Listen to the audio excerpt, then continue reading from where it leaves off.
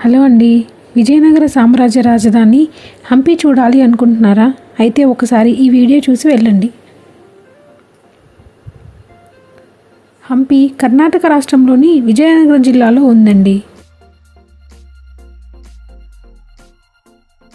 దీనిని 1999 సంవత్సరంలో ప్రపంచ వారసత్వ ప్రదేశంగా యునెస్కో ప్రకటించింది.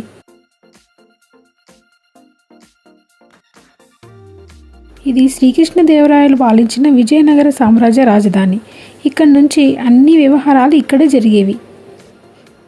ఇక్కడ చూడాల్సిన ప్రదేశాలు మొత్తం 65 ప్రదేశాలు ఉన్నాయి. ఒక్క రోజులో అయితే చూడలేము. ఈ ప్రదేశం అంతా గుట్టలు రాళ్లతో చాలా అందంగా కనిపిస్తుంది. చుట్టూ కొబ్బరి చెట్లు అలాగే అరటి తోటలు కూడా మనకు కనిపిస్తుంటాయి. మొత్తం విజయనగర సామ్రాజ్య రాజధాని హంపి వచ్చేసి 65 మైళ్ళ విస్తీర్ణం అయితే ఉంటుంది. హంపిలో మనకి చాలా పుష్కరిణీలు అయితే కనిపిస్తుంటాయి. అంటే అదేనండి, కోనేరులు చాలా ఉంటాయి. ఇప్పుడు మనం చూస్తున్నది సీక్రెట్ రూము. పైన స్లాబ్ అంతా పోయింది, కానీ దీంట్లోకి వెళ్ళడానికి మాత్రం భూగర్భంలో నుంచి మెట్లున్నాయి. అంటే ఒక మనిషి మాత్రమే పట్టేంత వీలుండే మెట్లు మాత్రమే ఉంటాయి. అంత లోతు నుంచి ఇలా కింది నుంచి వెళ్ళాలి. లోపల ఎలాంటి లైటింగ్ అయితే ఉండదు.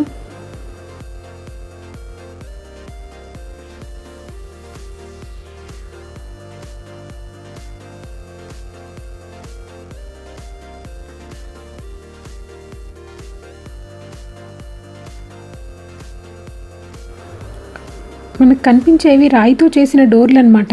ఇవి పూర్తిగా రాయితో చేశారు. ఇవి ఎలా వాడారో మనకు తెలియదు, కానీ చాలా వెయిట్ ఉంటాయి కదా. ఇవి అప్పుడు వాడుకలో ఉండేవి. వీటిని ఇలా భద్రపరిచారు.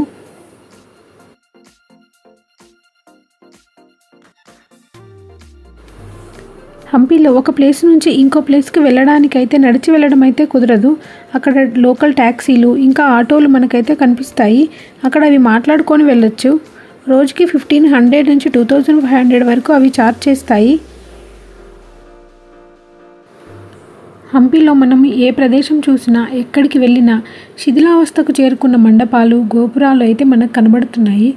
ఇప్పుడు మనం ఇక్కడ నుంచి విరూపాక్ష టెంపుల్ చూడడానికి అయితే వెళ్తున్నాము. చెప్పాను కదా, ఒక ప్లేస్ నుంచి ఇంకొక ప్లేస్కి వాకబుల్ డిస్టెన్స్ అయితే ఉండదు.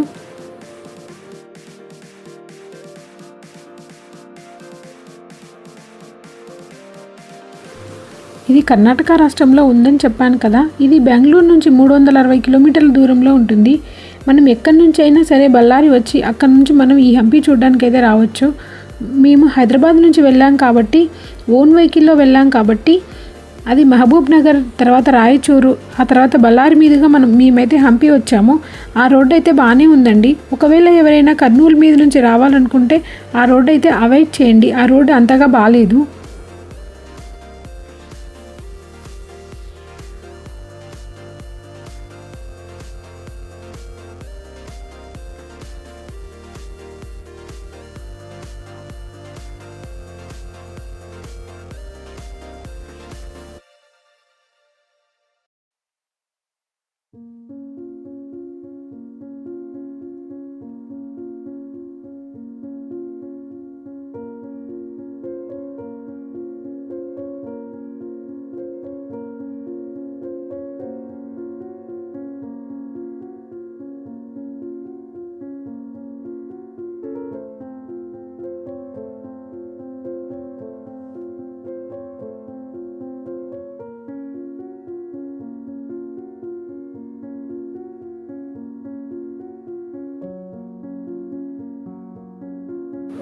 హంపిలో మనకి ఏ ప్రదేశం గురించి డీటెయిల్గా తెలుసుకోవాలన్నా సరే మనకు అక్కడ ఒక గైడ్ అయితే దొరుకుతాడు.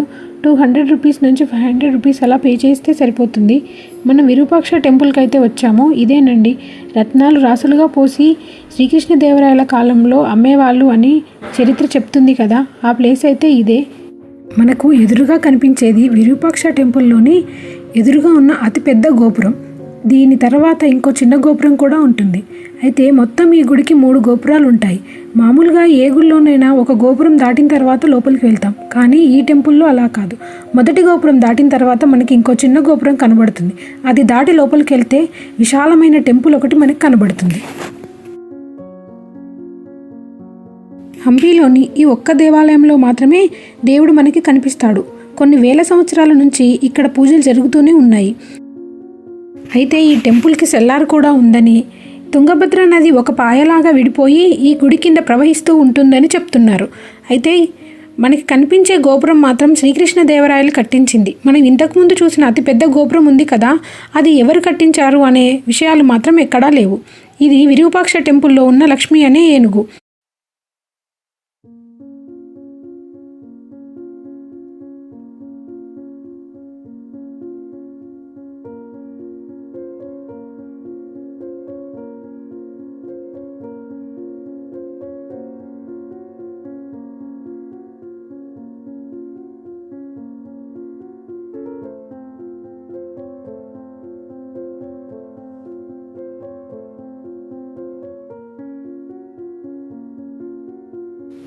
మీకు ఇప్పుడు కింద సెల్లార్ కనిపిస్తుంది కదా, అక్కడ చిన్న లింగం కూడా కనిపిస్తుంది కదా.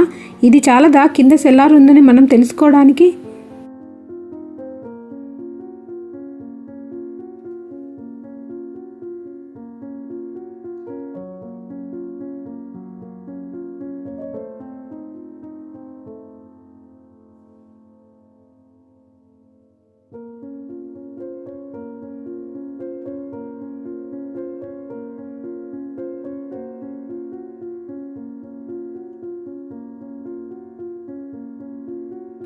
మనకు కనిపించే ఆ పెద్ద గోపురం 165 అడుగుల ఎత్తు, అలాగే 12 అంతస్తులు కలిగి ఉంటుంది. దాని ముందు ఉన్న చిన్న గోపురం దాటి లోపలికి వస్తేనే మనకు టెంపుల్ కనబడుతుంది.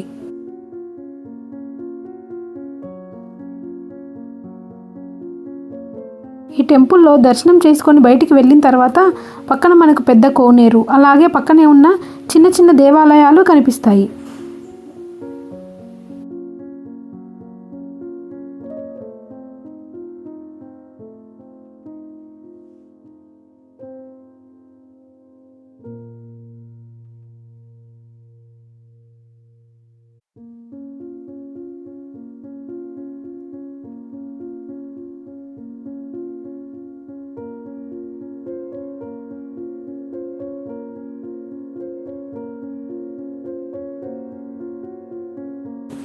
ఇప్పుడు మనం చూస్తున్న హంపి శిథిలావస్థకు చేరింది, కానీ ఒకప్పుడు హంపి ఎంతో అందంగా, ఎన్నో ఉద్యానవనాలతో, ఎన్నో పూల తోటలతో చాలా అందంగా, ఆకర్షణీయంగా కనిపించేదట.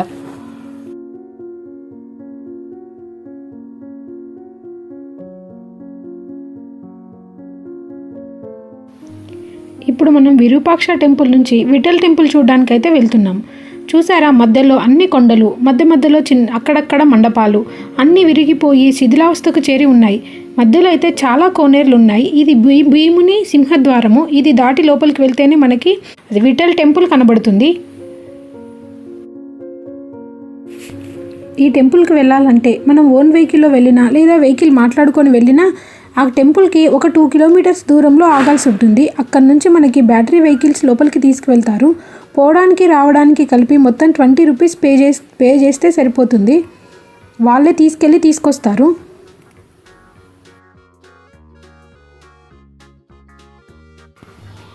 హంపీలో ఇలాంటి టెంపుల్స్ చాలా ఉన్నాయి. కాకపోతే అన్ని టెంపుల్స్ ఒకేలాగా ఒకే షేప్లో కట్టి ఉంటాయి. మనం బ్యాటరీ వెహికల్లో వెళ్తున్నాం కాబట్టి ఒక్కొక్క పుష్కరిణి అయితే మనం ఒక్కొక్క టెంపుల్ని అయితే చూడలేము. కానీ మధ్యలో నడుచుకుంటూ వెళ్ళే వాళ్ళకి చాలా మండపాలు, అలాగే కోనేరులు చాలా కనిపిస్తుంటాయి. ఇక్కడ సీనరీ మాత్రం చూడడానికి చాలా అందంగా ఉంటుంది. ఇప్పుడే ఇంత అందంగా ఉందంటే ఒకప్పుడు కొన్ని వందల సంవత్సరాల క్రితం ఇంకా ఎంత అందంగా ఉండేదో.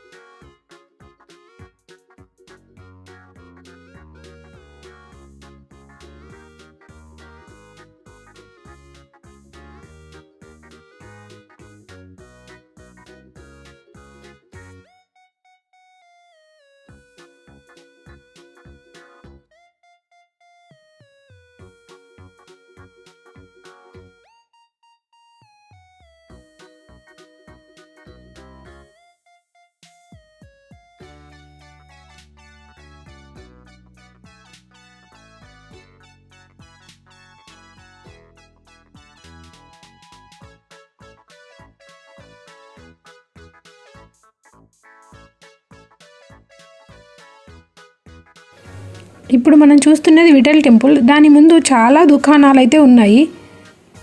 దీంట్లోనే మనకి వజ్రాలు, రత్నాలు దొరికేవనుకుంటా. ఇది టెంపుల్ లోపలి భాగము. చూసారా ఎంత స్ట్రాంగ్గా ఎప్పుడో కట్టించిందైనా ఇంకా ఎలా ఉందో. కనిపిస్తున్న రథం వచ్చేసి రాతి రథము. అంటే 50 రూపీస్ నోటు మీద ఉంటుంది కదా, ఇది కళ్యాణ మండపము. శ్రీకృష్ణదేవరాయల కాలంలో కట్టించారట. ఈ టెంపుల్కి చాలా దూరంగా ఆంజనేయ స్వామి అంజనాద్రి గుట్ట మనకి కనిపిస్తుంటుంది. మీరు హంపి వచ్చినప్పుడు ఈసారి ఆ అంజనాద్రి గుట్ట మాత్రం ఒకసారి విజిట్ చేయండి.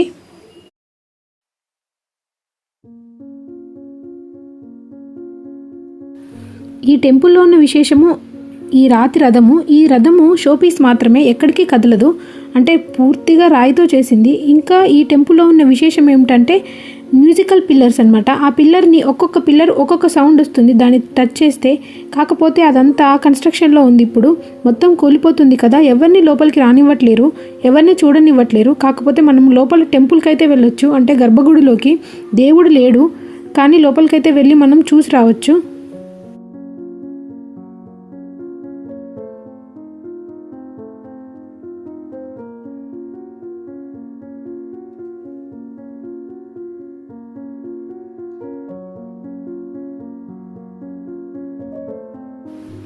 ఈ టెంపుల్ చాలా విశాలంగా చాలా పెద్దగా ఉంటుంది.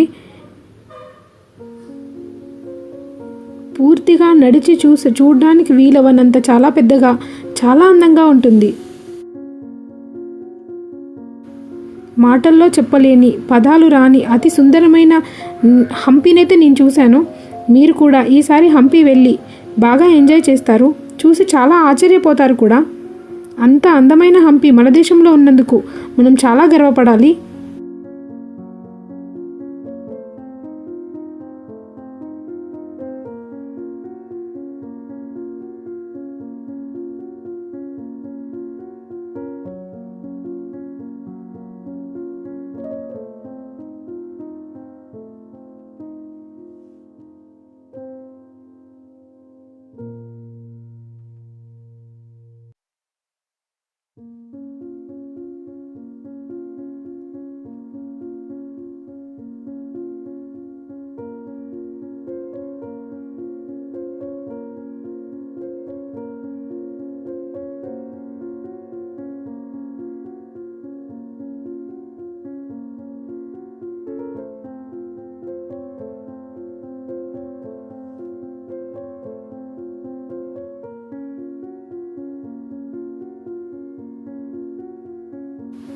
ఇప్పుడు మనం చూస్తున్నది రాజుగారి పట్టపుటేనుగులు ఉండే గజశాల. ఇక్కడ మొత్తం 12 రూములు ఉంటాయి. 12 రూముల్లో చాలా పెద్ద పెద్ద ఏనుగులు ఉండేవి.